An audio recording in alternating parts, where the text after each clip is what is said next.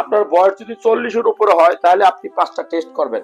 ধরেন সিবিসি রক্তের পরিমাণ জানতে অথবা রক্তে কোনো ইনফেকশন আছে কিনা এটা জানতে আপনি সিবিসি কমপ্লিট ব্লাড টেস্ট করবেন।